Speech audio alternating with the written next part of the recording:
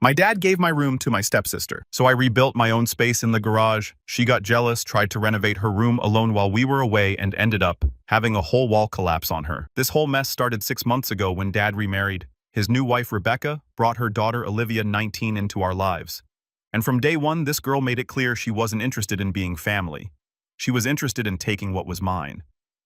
Some background before we dive into the disaster. My mom died when I was 8 years old after a 2-year battle with cancer. Those final months were brutal. Watching her get weaker, seeing her lose her hair, hearing her struggle to breathe. The only bright spot was our bedroom project. Mom knew she was dying, and she wanted to leave me with something tangible, something I could touch and remember her by. So we spent every weekend she had the energy decorating my bedroom together. We picked out butterfly decals from this little craft store she loved. Spent hours choosing the perfect ones. Each butterfly meant something specific. The purple ones were for the beach trip we took when I was 6. The yellow ones represented her favorite flowers. The pink ones were just because we both loved pink.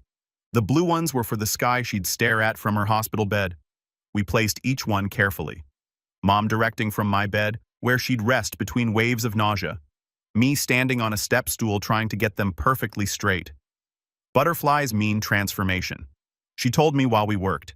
They start as caterpillars and become something beautiful. That's what I want for you, sweetheart. No matter what happens, I want you to transform into something beautiful. She died 3 weeks after we finished. I was 8 years old, standing at her funeral, staring at those butterflies on my wall every night before bed. That room became my sanctuary, my memory palace, the last place I could feel her presence. Dad grieved hard. For 2 years, he barely functioned. Went to work, came home, sat in his recliner staring at nothing. I learned to cook basic meals from YouTube videos. Learned to do laundry by reading the manual on our washing machine. Learned to forge his signature on school permission slips because he forgot about field trips. Then he met Rebecca at some work conference 3 years ago. She was recently divorced, energetic, and determined to bring life back into our home. At first, I was happy Dad found someone. He smiled again, started remembering to ask about my day. Actually showed up to my school events, but Rebecca came with Olivia. And that's where everything started going sideways. The day they moved in, I tried to be welcoming, helped carry boxes, showed Olivia where everything was, even offered to take her to the good coffee shop downtown. She barely acknowledged me, too busy filming everything for her social media. We'd made it about 3 hours into their first day when Olivia wandered upstairs and found my bedroom.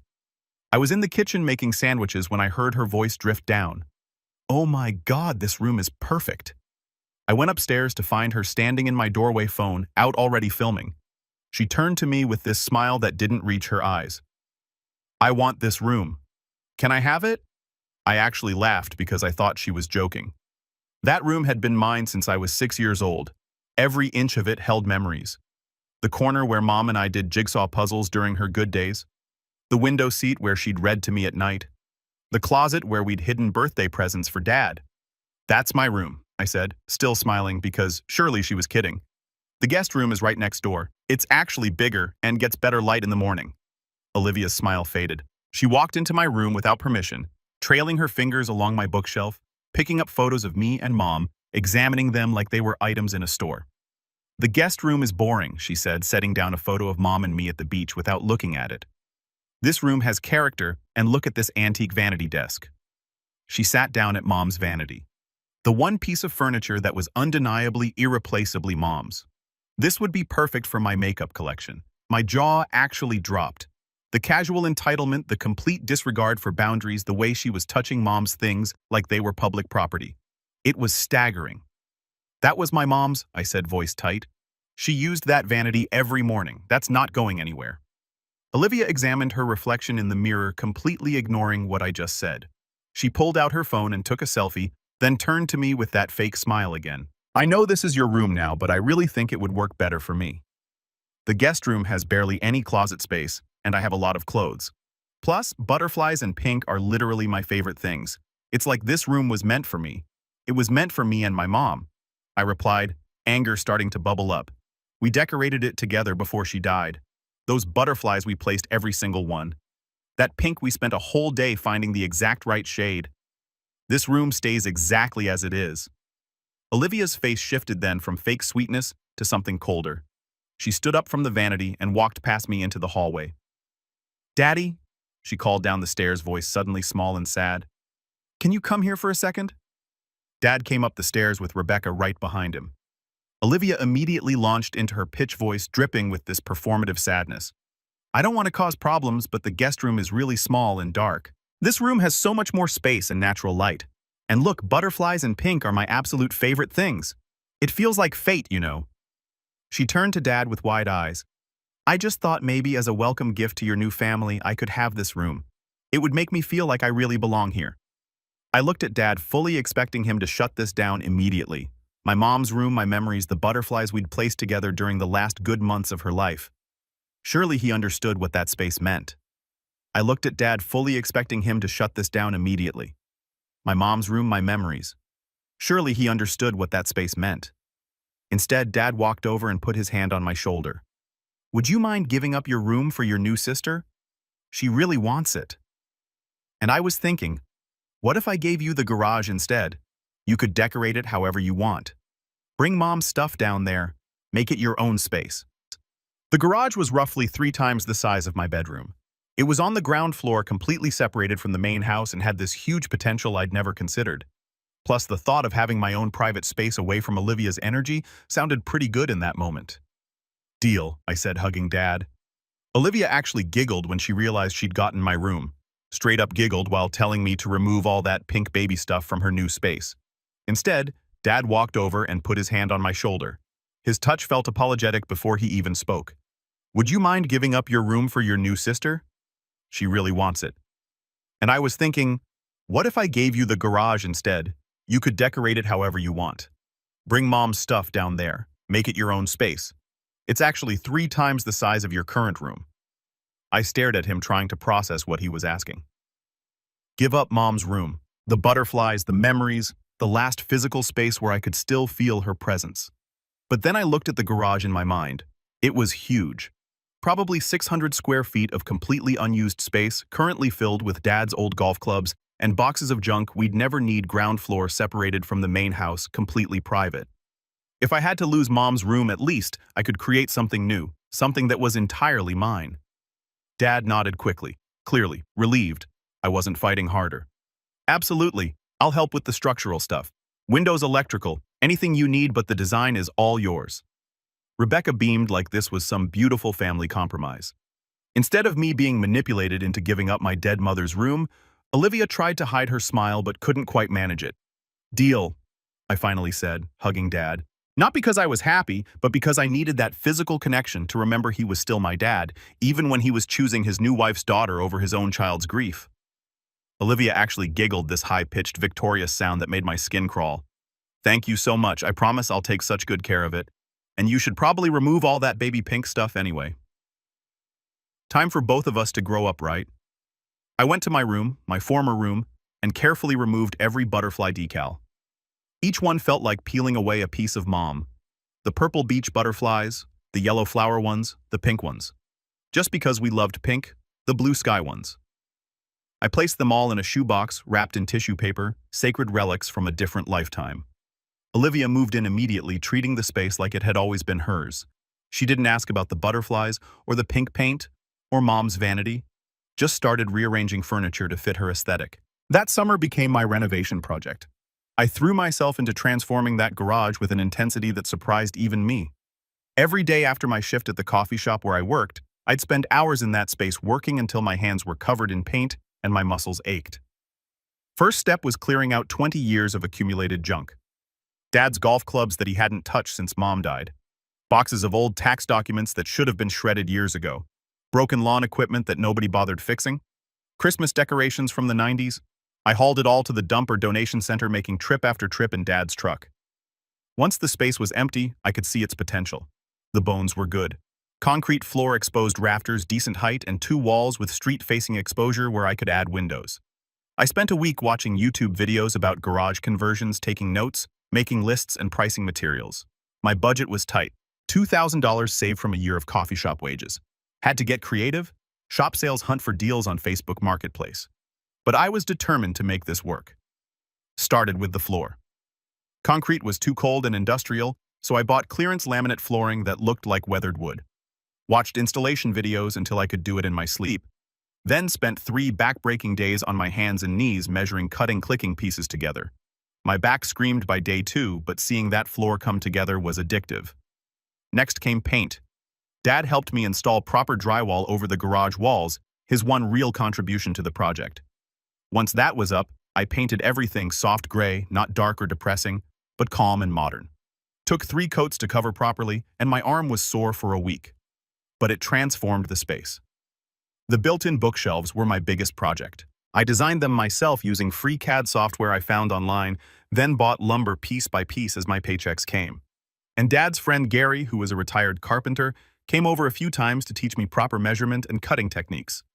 We built those shelves together over 2 weekends. Gary showing me how to use his table, saw how to make joints properly, how to sand and finish wood. "You've got good hands," Gary told me while we worked. Patient, careful. Those are the marks of a real craftsperson. Coming from a guy who'd built houses for 40 years. That compliment meant everything. I installed the shelves along one entire wall floor to ceiling custom measurements to use every inch. Painted them white to contrast with the gray walls. Added some discreet lighting strips behind them so the books would glow at night. The reading nook came next. I built a platform in one corner about 2 feet off the ground using the same wood from the bookshelves. Covered it with outdoor carpet samples I got for free from a flooring store that was updating their displays. Added a pile of floor cushions I found at a thrift store and recovered with fabric remnants. Strung fairy lights along the rafters above it, creating this magical overhead canopy of warm light. For the desk area, I repurposed an old door I found at Habitat Restore. Gorgeous, solid wood with vintage hardware. Mounted it on 2 filing cabinets I bought for $10 each at a yard sale. Painted them to match the room. That door became my desk, big enough to spread out homework and art projects positioned to face the backyard. The window was Dad's gift, one double-paned window that let natural light pour in and gave me a view of the garden Mom had planted years ago. I'd sit at that desk watching hummingbirds visit the feeder, and it felt like she was still there somehow. Added a mini projector I'd saved up for. $150 on sale, mounted on the ceiling beam above my bed so I could watch movies on the opposite wall. Hung floating shelves around the room for plants, photos, little decorative things that made the space feel personal. The final touch was Mom's stuff. I brought down her vanity and positioned it as a nightstand beside my bed. Hung all our favorite photos on a gallery wall. Beach trips, birthday parties, random Tuesday afternoons that had meant nothing then but meant everything now. Placed her jewelry box on one of the floating shelves where I could see it from my reading nook. 4 months of work every evening, every weekend, every spare moment poured into creating this space. My hands were calloused, my bank account was empty. But I had built something extraordinary. The first night I slept in the completed room, I cried. Not sad tears, but this overwhelming mixture of grief and pride. Mom wasn't there to see what I'd created, but somehow I felt like I'd honored her memory better than I ever could have by staying in that pink room upstairs. By the time school started, my garage room was basically a studio apartment that would make designers jealous. My friends went absolutely nuts over it. The first time I had people over, my best friend Jamie walked in and literally stopped in her tracks. "Are you kidding me right now? This is what you built by yourself." Word spread fast. People from school I barely knew were messaging me asking if they could see the legendary garage bedroom everyone kept posting about. Every weekend became an open house situation. Friends bringing friends, everyone taking photos, posting them online with captions about how this was their dream room. The reading nook became the official hangout spot. We'd pile in there with snacks and music, fairy lights glowing overhead, just existing in this space I'd created from nothing. Kids from the art program started asking if they could sketch the room for their portfolio projects. The photography class wanted to use it as a location for their year-end exhibition. I won't lie, I was proud. For the first time since Mom died, I'd created something that was entirely mine, something beautiful that made people happy. The compliments felt validating after years of being the quiet kid nobody noticed. But every person who praised my room, every social media post tagging me in photos of the space, every "this is the coolest room I've ever seen" comment, they all fed Olivia's jealousy like gasoline on a fire. I didn't realize how bad it had gotten until I came home one afternoon and found her standing in my garage doorway, arms crossed, face twisted with anger. She'd let herself in even though I'd asked her to text before coming to my space. "Having another party tonight?" she asked, voice dripping with sarcasm. "Just Jamie coming over to study," I replied, setting down my backpack. "Of course, everyone always wants to come to your perfect little studio. Nobody asked to hang out in my room anymore." She gestured around like the space personally offended her. "You've made me look bad in front of all our friends." How did I make you look bad? I just decorated a room. You showed off, she snapped. You made sure everyone knew how talented and creative you are, how you could build something amazing while I'm just stuck with a regular bedroom. That's when I realized we were playing completely different games. I'd built the garage room as a healing project, a way to process grief and create something positive. Olivia saw it as competition she'd already lost. The next week, Olivia stormed into Dad and Rebecca's bedroom while I was downstairs doing homework. Her voice carried through the whole house, shrill and accusatory. She has a whole studio apartment while I'm stuck in a regular bedroom. This isn't fair. I'm the new family member. I'm supposed to get special treatment to feel welcome. That's how blended families work. I heard Rebecca's immediate response jumping to her daughter's defense. She's right, honey. We talked about making Olivia feel included. Maybe we should let her have the garage after all the work is done. The pink room is perfectly nice for her. My stomach dropped. After 4 months of work, after $2,000 of my own money, after every hour I'd poured into that space, they were considering giving it to Olivia. But Dad held firm for once. She spent her own money decorating that space. Worked on it every single day for months. The garage is hers now. Olivia, you got exactly what you asked for. The pink butterfly room discussion over. I heard something crash upstairs. Probably Olivia throwing something in rage, followed by hyperventilating sobs. Then her voice shaky but determined. Fine, keep your stupid garage. I don't need it. For 2 weeks there was peace. Tense, uncomfortable peace, but peace nonetheless. Then Olivia launched her renovation campaign. She started spending every weekend at home improvement stores, with Rebecca returning with cartloads of expensive upgrades. Professional LED strip lights that cost $200 and synced to music custom shelving that needed professional installation. A built-in vanity that required a contractor to reconfigure her closet space. Dad's credit card took a beating. Every weekend brought new charges. $300 for smart lighting, $450 for the vanity installation, $200 for decorative wall panels, $175 for a custom mirror. The pink room became Olivia's obsession. Her project, her statement that she could create something equally impressive. But the more she upgraded, the less satisfied she became. The LED lights were cool until she realized my fairy lights were more Instagram-friendly. The built-in vanity was impressive until someone mentioned that mine was an actual antique with history. The smart lighting was high-tech until people pointed out that manual fairy lights had more charm. She'd drag visitors upstairs to show off her renovations, practically forcing them to admire each detail. See the lighting system. It cost $200. And this vanity custom built the mirror alone was $175. Then those same people would inevitably ask, can we see the garage room everyone's been talking about? And Olivia's face would go dark with rage. She'd make excuses. I was probably studying. The garage was messy. It's not that special anyway. But the damage was done. Her expensive upgrades couldn't compete with something built by hand with love and creativity.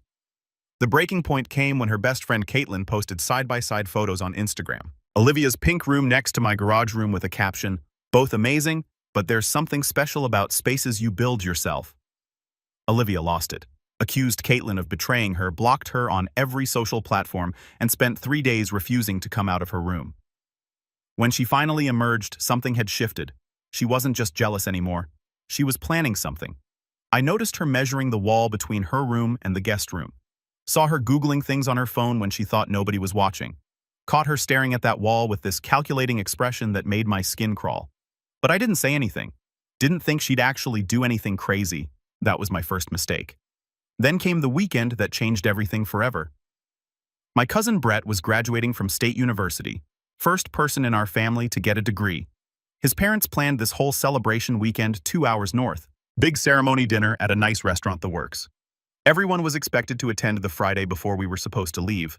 Olivia started complaining about feeling sick, woke up claiming headache, nausea, general malaise.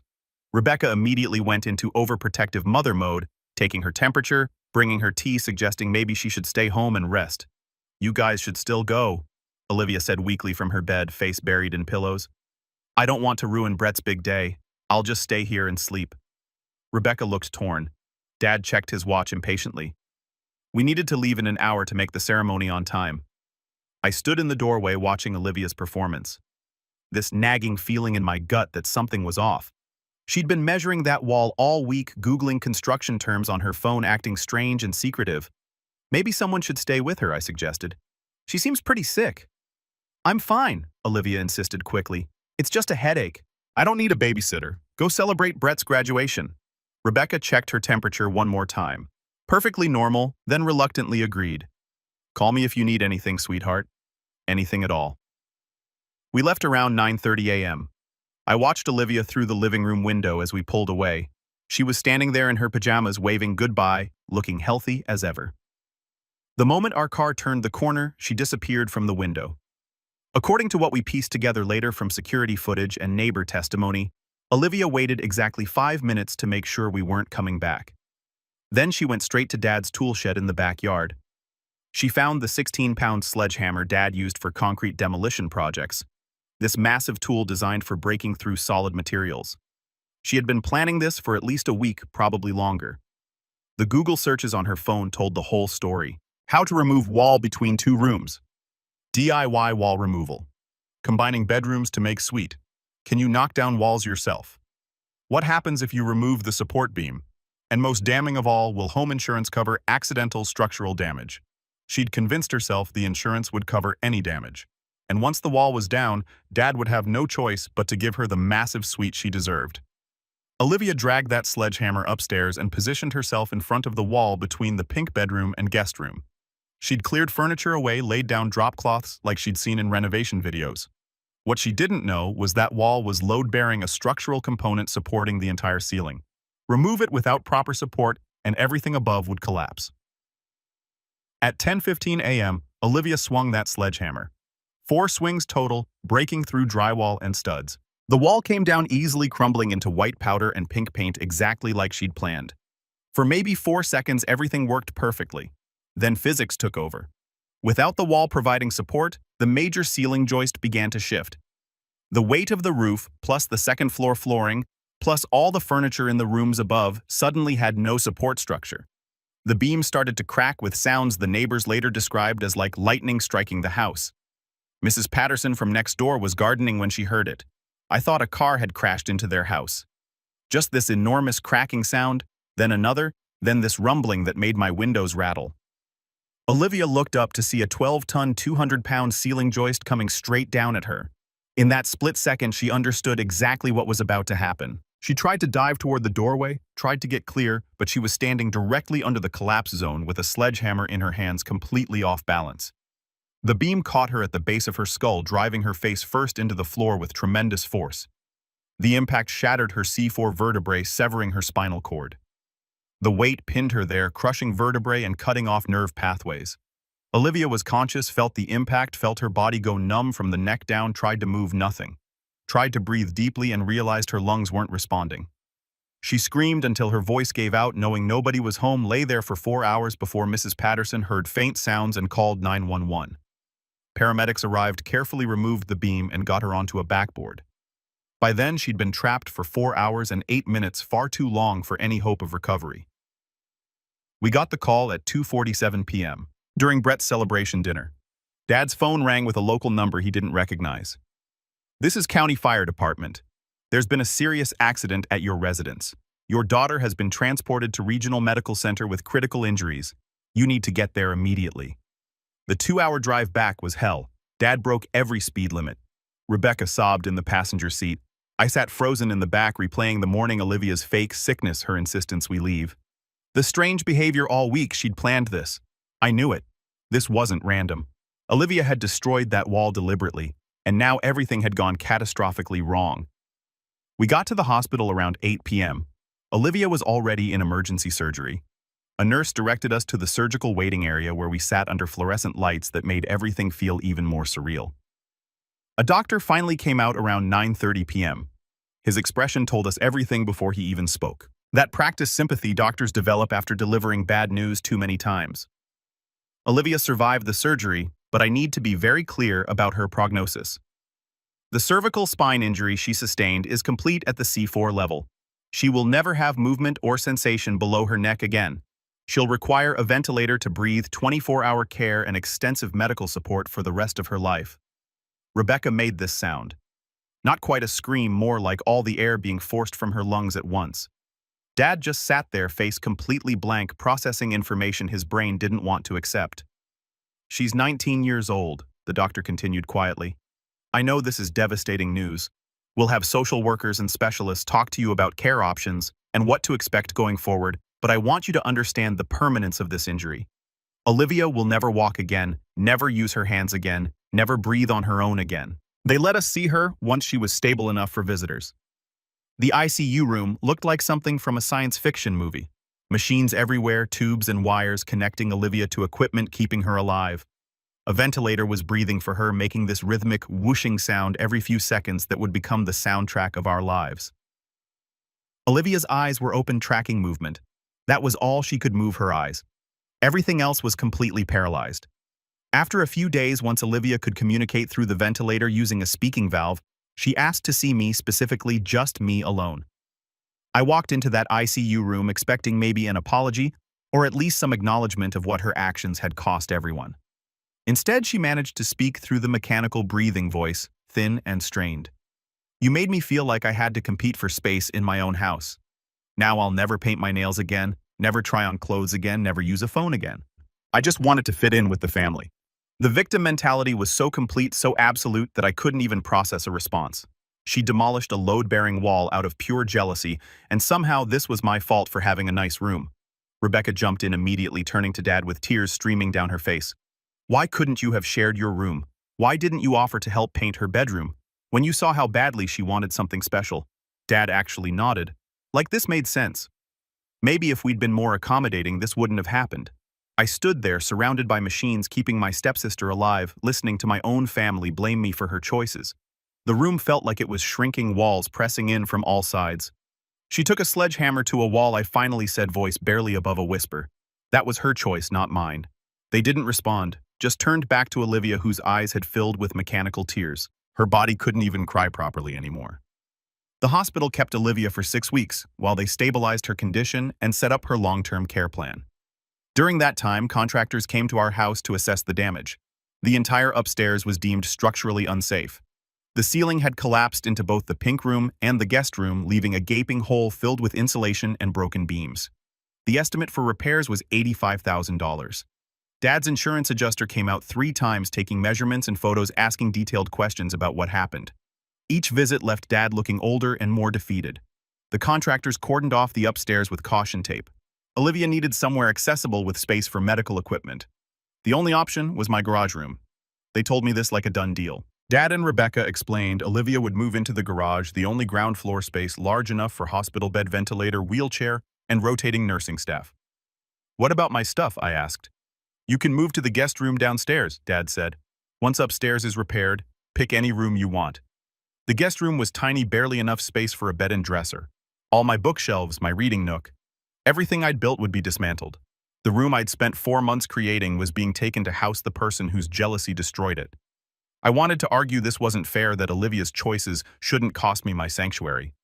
But looking at Dad's exhausted face and Rebecca's red eyes, I realized there was no winning. Fine, I said. I'll start packing.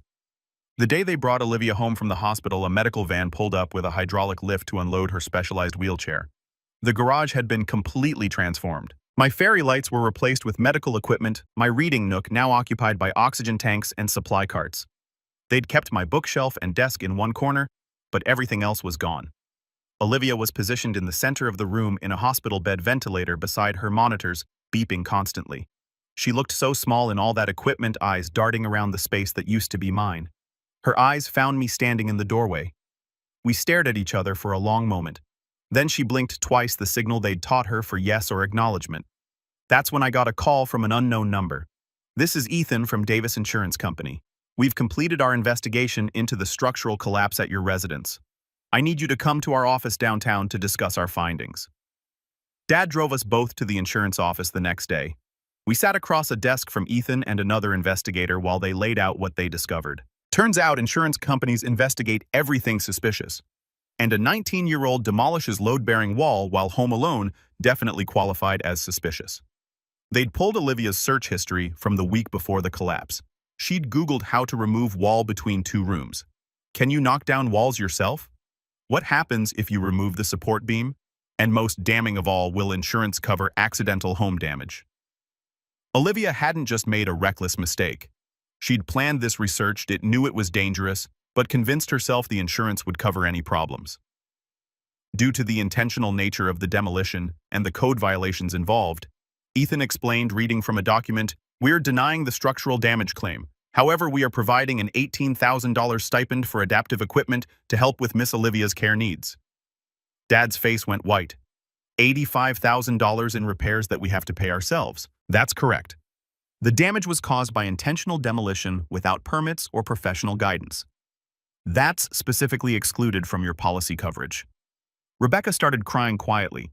Dad just stared at the papers in front of him like they were written in a foreign language. We drove home in complete silence. Dad went straight to his office and started making calls. Contractors, loan officers, anyone who might help him figure out how to finance $85,000 in repairs on top of Olivia's ongoing medical costs. The next few months were a blur of construction noise, nursing staff rotations, and careful navigation around Olivia's medical equipment every time I needed something from the garage. The small downstairs guest room became my new space, but it felt like living in a closet compared to what I'd built. I focused on school and college applications, spending as little time at home as possible. My friends still invited me out, but the vibe had changed. They all knew what had happened, and there was this careful avoidance of mentioning the garage or asking how things were at home.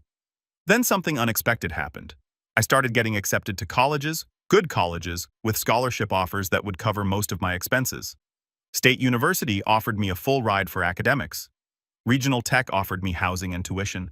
Suddenly I had options that would get me out of this house and into a future I'd built on my own merits. The day I told Dad about the scholarship offers, he hugged me for the first time in months. "You deserve this," he said quietly. "After everything you've been through, you deserve something good." That same week, the contractors finished repairing the upstairs. The new ceiling was solid, properly supported, and passed all the required inspections.